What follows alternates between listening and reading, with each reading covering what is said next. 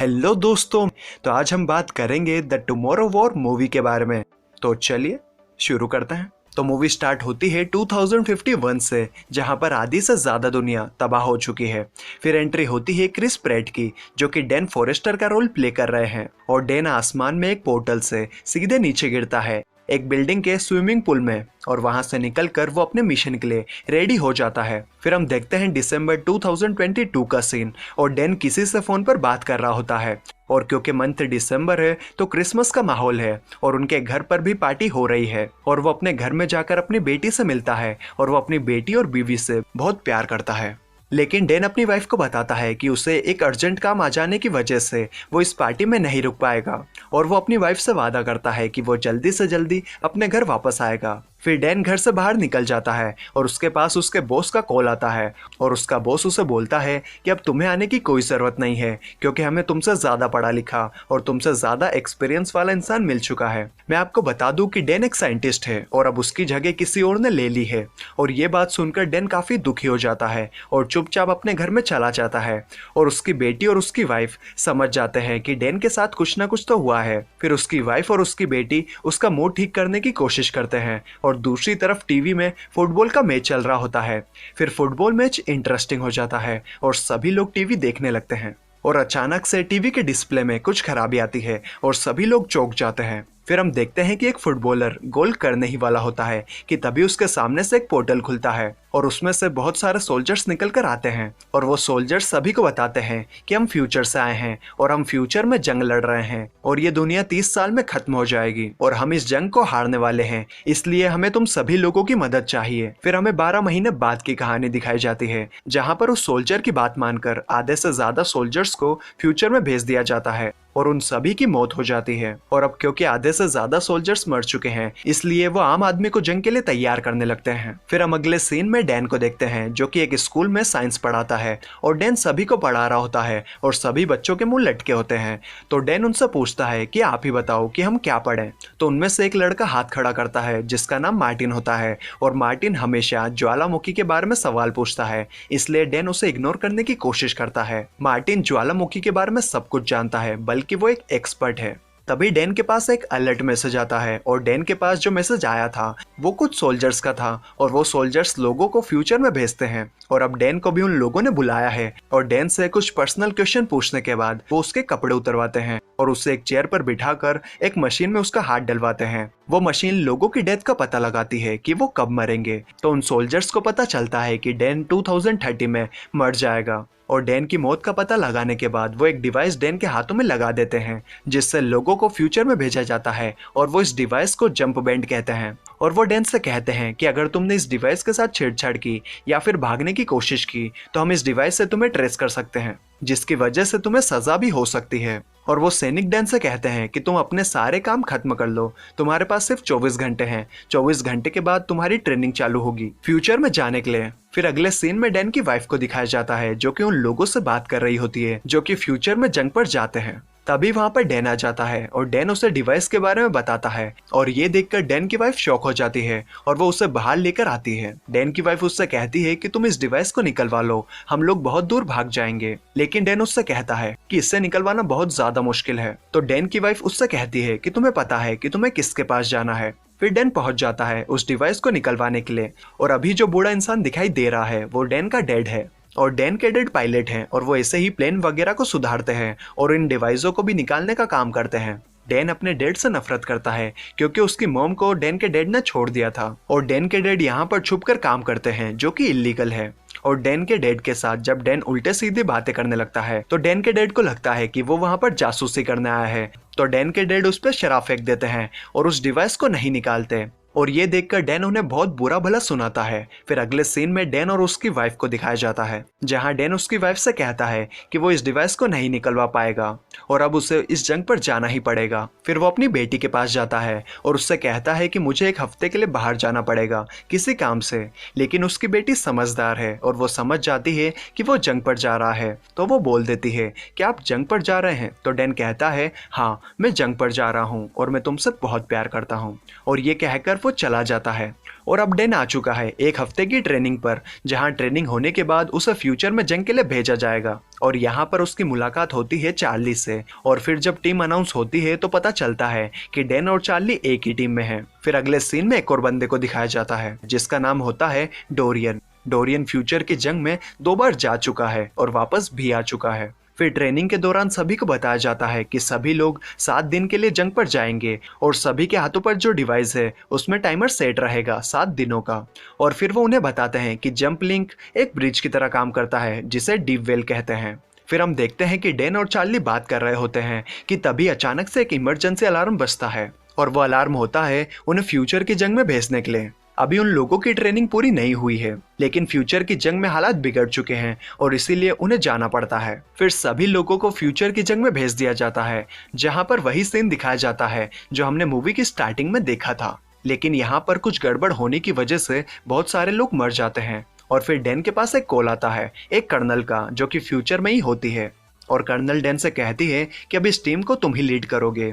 और वो colonel Dane को बताती है कि तुम्हारे सामने वाली बिल्डिंग में हमारी एक टीम फंसी हुई है और तुम सबको उन्हें रेस्क्यू करना होगा। फिर सभी लोग रेस्क्यू मिशन के लिए तैयार हो जाते हैं और उस बिल्डिंग की ओर निकल जाते हैं। और उस बिल्डिंग में पहुंचने के बाद उन्हें कुछ हलचल तो सुनाई देती है, लेकिन कोई दिखाई नहीं देता। फिर वो सभी सैनिकों के पास पहुंच जाते हैं और देखते हैं कि वो सभी मर चुके हैं और जिन जीवों को टीम ने मारा है उन्हें एलियंस नहीं, व्हाइट स्पाइक्स कहते हैं। और उन्हीं में से एक व्हाइट स्पाइक का डोरियन एक छोटा सा पार्ट काट लेता है और अपने पास रख लेता है। फिर डेन कर्नल को खबर करता है कि टीम मिल तो चुकी है लेकिन वो सब मर चुके हैं। तो कर्नल डेन से कहती है कि तुम्हें लैब 2 में जाना पड़ेगा और वहां से तुम्हें कुछ नीली शीशियां लेकर आनी पड़ेगी, जो कि हमारे मिशन के लिए बहुत ज्यादा जरूरी है। तब डेन उन नीली शीशों को ढूंढने लगता है और दूसरी तरफ बाहर नजर रख रहे सैनिक बताते हैं कि व्हाइट स्पाइक्स बिल्डिंग की तरफ आ रहे हैं। और कर्नल डेन से कहती है कि जिस जगह पर अभी तुम हो उस पूरे शहर को एयर स्ट्राइक करके उड़ाया जाने वाला है, इसलिए तुम्हारे पास ज्यादा टाइम नहीं है। फिर डेन को वो नीली शीशियां मिल जाती है और वो सभी बाहर आने लगते हैं, लेकिन सामने के दरवाजे पर व्हाइट स्पाइक्स हैं, इसलिए वो सभी एग्जिट डोर से जाते हैं। लेकिन जैसे ही वो एग्जिट डोर से जाने लगते हैं तो वहां पर एंट्री होती है व्हाइट स्पाइक्स की, जो कि दिखने में बहुत ही डरावने हैं और उन्हें देखकर सारे सोल्जर्स डर जाते हैं। लेकिन फिर भी वो सब फायर करके उन्हें मारने की कोशिश करने लगते हैं, लेकिन व्हाइट स्पाइक्स बहुत ही तेज हैं और वो सभी को मारने लगते हैं। और जैसे तैसे काफी सोल्जर्स वहां से बचकर निकलते हैं और कर्नल डेन से कहती है कि सभी लोगों को बाहर निकालो क्योंकि वहां पर एयर स्ट्राइक होने वाली है। लेकिन तभी एक इंसान नीचे गिर जाता है और डेन उसे बचाने के लिए नीचे कूद जाता है। तो डेन को देखकर पूरी की पूरी टीम नीचे कूद जाती है। लेकिन अब वहां पर खतरा व्हाइट स्पाइक्स का नहीं बल्कि एयर स्ट्राइक का है। और फिर वहां पर एयर स्ट्राइक कर दी जाती है और सभी लोग भागने की कोशिश तो करते हैं, लेकिन उनमें से कुछ ही लोग बच पाते हैं। फिर हम डैन को देखते हैं जो कि बेहोशी से होश में आता है और वो अपने डिवाइस को देखता है और उसे पता चलता है कि अभी उसे 140 घंटे और इस जंग में रुकना है। फिर हम देखते हैं कि चार्ली भी बच चुका है और फिर वो दोनों बाहर डोरियन के पास जाते हैं और पूछते हैं कि कितने लोग बच पाए। तो वो बताता है कि सिर्फ वो 3 ही बच पाए हैं। और डोरियन डेन से कहता है कि ये सब तुम्हारी वजह से हुआ, अगर तुम उस इंसान को बचाने नहीं जाते तो हम सब बच जाते। फिर डैन कर्नल से मिलता है जो कि उसे लीड कर रही थी और सभी लोग कर्नल को कर्नल फॉरेस्टर कहकर बुला रहे होते हैं। और ये सुनकर डैन को पता चलता है कि कर्नल का पूरा नाम म्यूरी फॉरेस्टर है जो कि उसकी बेटी है और ये बात उसकी बेटी को भी पता है। फिर म्यूरी उसके डैड को बताती है कि उसने पढ़ाई में क्या क्या किया और वो सिर्फ उसके डैड की तरह ही बनना चाहती थी। फिर म्यूरी डैन को बताती है कि अभी जिन व्हाइट स्पाइक से उनका पाला पड़ा था वो सभी मेल्स थे और जो फीमेल व्हाइट स्पाइक है वो जमीन के अंदर घोंसला बनाकर रहती है और वो पल पल बहुत सारे व्हाइट स्पाइक्स को जन्म भी देती है और उसे बचाने के लिए सभी मेल व्हाइट स्पाइक्स अपनी जान भी दे सकते हैं। फिर म्यूरी और डैन उस फीमेल व्हाइट स्पाइक को पकड़ने के लिए मिशन पर निकल पड़ते हैं और वो इस मिशन में कामयाब भी हो जाते हैं और उस फीमेल व्हाइट स्पाइक को वो एक पिंजरे में डालकर ले आते हैं। और थोड़ी दूर जाने के बाद डैन म्यूरी को बताता है कि वो 2030 में मर जाएगा, वो सिर्फ 7 साल ही जिंदा रहने वाला है। तो म्यूरी डैन को बताती है कि आप में बहुत सारे चेंजेस आए थे, आपने मेरी मॉम को छोड़ दिया था और मेरे 16th बर्थडे पर आपने मुझे भी छोड़ दिया था और एक कार एक्सीडेंट में आप मर गए थे और मुझे बिल्कुल भी यकीन नहीं हुआ था और मैं हमेशा आपके बारे में ही सोचती रहती थी और रोती थी। फिर हमें पता चलता है कि जो फीमेल व्हाइट स्पाइक है उस पर जहर काम नहीं करता। उन्होंने कुछ वक्त पहले एक जहर बनाया था लेकिन उसका उस पर कुछ असर नहीं हुआ और अब वो फिर से एक और जहर बनाने वाले हैं और बहुत सारे एक्सपेरिमेंट्स के बाद वो जहर बनाते हैं। लेकिन 56 तक बॉन्ड रिकॉर्ड होता है। तो म्यूरी डैन को कहती है कि हम इस जहर को बना तो लेंगे, लेकिन आपको इस जहर के लिए बहुत बड़ा काम करना होगा। हम इस जहर के कुछ ही सैंपल्स बना पाएंगे, तो आप इस जहर को लेकर जाओगे और वहां से बहुत सारा जहर बनाकर वापस लेकर आओगे। लेकिन डैन कहता है कि मैं तुम्हें छोड़कर नहीं जाऊंगा, क्योंकि डैन और म्यूरी को पता है कि वो जिंदा नहीं रहने वाले। और फिर 100% बॉन्ड मैच हो जाता है और जहर तैयार हो जाता है। और दूसरी तरफ जिस व्हाइट स्पाइक को उन्होंने पकड़ा था वो भी जाग जाती है और फिर उन्हें एक बहुत जोर से आवाज आती है और फिर उन्हें पता चलता है कि व्हाइट स्पाइक्स ने उन पर अटैक कर दिया है और वो हजारों की संख्या में है और उन सभी ने फीमेल व्हाइट स्पाइक के लिए ये हमला किया है। तो डैन और म्यूरी भागने लगते हैं, लेकिन एक व्हाइट स्पाइक म्यूरी को घायल कर देता है। तो म्यूरी डैन से कहती है कि वो हमेशा से उसके जैसा बनना चाहती थी और डैन का भी टाइम खत्म होने वाला होता है, क्योंकि उसका एक हफ्ता कंप्लीट होने वाला है सिर्फ 1 मिनट के अंदर। और फिर डैन वापस लौट जाता है और म्यूरी मर जाती है। फिर डैन प्रेजेंट में पहुंचकर होश में आता है और सभी सोल्जर्स को बताता है कि वो फ्यूचर से जहर लेकर आया है और उन्हें उससे ज्यादा अमाउंट में बनाना होगा ताकि वो फिर से जाकर सभी को मार सके। लेकिन वो सोल्जर्स उसे बताते हैं कि वो पोर्टल बंद हो चुका है, अब फ्यूचर में कोई भी नहीं जा सकता। फिर डैन अपने घर जाता है और वो मिलता है अपनी बेटी म्यूरी और अपनी वाइफ से और वहां पर वो इमोशनल हो जाता है और अपनी वाइफ को बताता है कि उसने म्यूरी को मरते हुए देखा और वो कुछ भी नहीं कर पाया। तो उसकी वाइफ उससे कहती है कि कोई तो तरीका होगा जिसकी मदद से तुम इन सबको रोक सको। तो वो जाता है डोरियन के पास और डोरियन से मिलने के बाद वो जाता है चार्ली के पास। डैन उनसे कहता है कि जहां पर व्हाइट स्पाइक्स पैदा हुए थे हम वहां पर जाकर उन्हें मारेंगे, बस हमें ये पता लगाना है कि इन सब की शुरुआत कहां से हुई थी। फिर डोरियन ने फ्यूचर की जंग में जो व्हाइट स्पाइक का एक पार्ट काटा था उसके जरिए उन्हें एक ज्वालामुखी के बारे में पता चलता है और ज्वालामुखी की बात हुई है तो डैन जाता है मार्टिन के पास।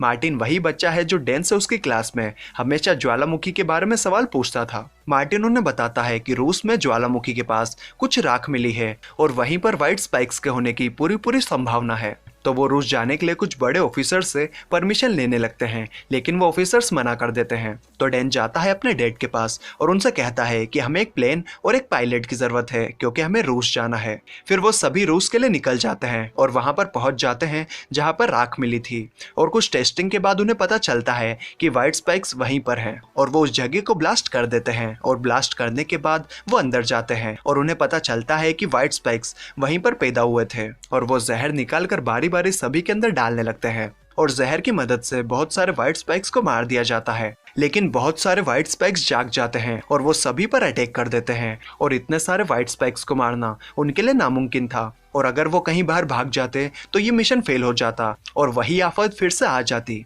इसलिए डोरियन उस पूरी जगह को ब्लास्ट कर देता है और डोरियन वहीं पर मर जाता है और वहां पर चार्ली, डैन और डैन के डेड बच्चे होते हैं और उन्हें पता चलता है कि एक फीमेल व्हाइट स्पाइक वहां से भागी है। तो वो उस व्हाइट स्पाइक का पीछा करते हैं और उनकी उससे बहुत ही खतरनाक लड़ाई होती है और बड़ी मुश्किल से वो उस फीमेल व्हाइट स्पाइक को मार देते हैं। फिर अगले सीन में हम डैन की वाइफ और उसकी बेटी को देखते हैं और डैन म्यूरी से कहता है कि मैं तुम्हें तुम्हारे दादाजी से मिलाता हूँ और इसी के साथ मूवी खत्म हो जाती है। तो आपको ये मूवी कैसी लगी कमेंट करके जरूर बताएं और अगर आपको वीडियो अच्छी लगी तो यार 1 लाइक तो बनता है और यहाँ तक आए हो तो चैनल भी सब्सक्राइब कर लो यार, आपके लिए ऐसे वीडियोस लाते रहूंगा। तो चलिए मैं मिलता हूँ आपसे अगली वीडियो में, तब तक के लिए bye bye and take care.